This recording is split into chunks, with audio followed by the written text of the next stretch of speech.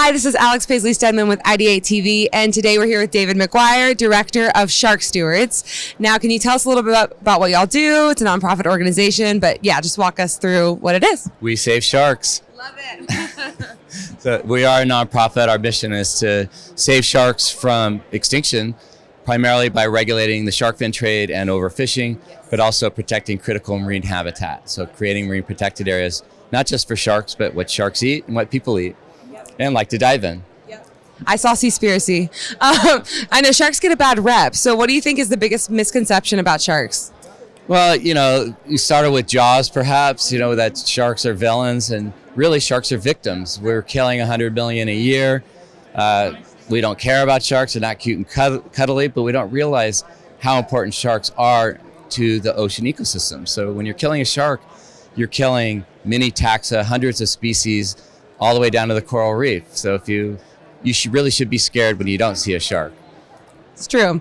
I personally love sharks, and I've been on a couple different, three different shark diving experiences myself, but I know you guys do some similar things, so can you tell us about what y'all do?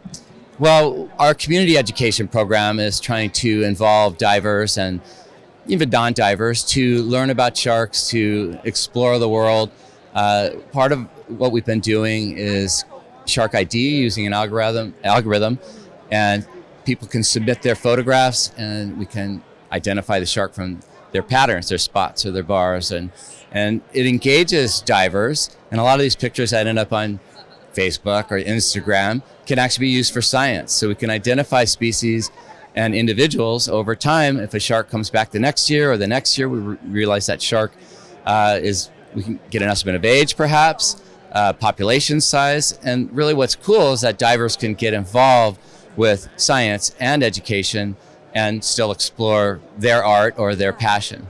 I love that. And then you personally, how did you get involved? Have you always been a shark boy or more of an ocean person, or what's kind of the inspiration? I'm a marine biologist, so I studied the ocean, and I worked at UC Berkeley for a long time, and sailing and scuba diving. And I was on an expedition and I saw sharks being finned and dead sharks without fins and big ships that were lined with fins, and we asked what's going on.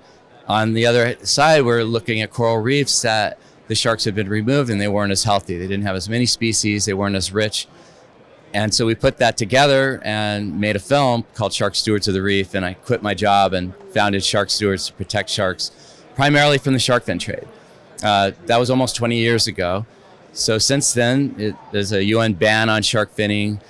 Most large fishing nations condemn it. And then we started working on shark fin trade bans here in California, Hawaii, and now President Biden signed the U.S. Shark Fin Trade Elimination Act.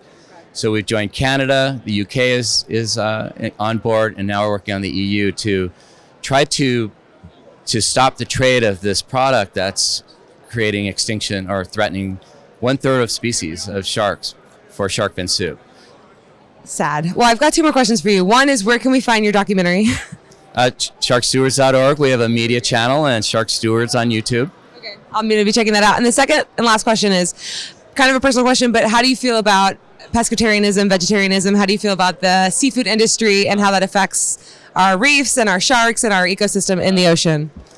And are you personally vegetarian or? I am a vegetarian and I don't eat fish. I love fish and I like to look at them, and I'd rather see them alive. Fish have faces, but recognizing we work in Asia where 100 million people in the Coral Triangle, they rely on fish and rice. And so we need to protect whole ecosystems so people can be healthy. So you can't easily condemn don't eat fish.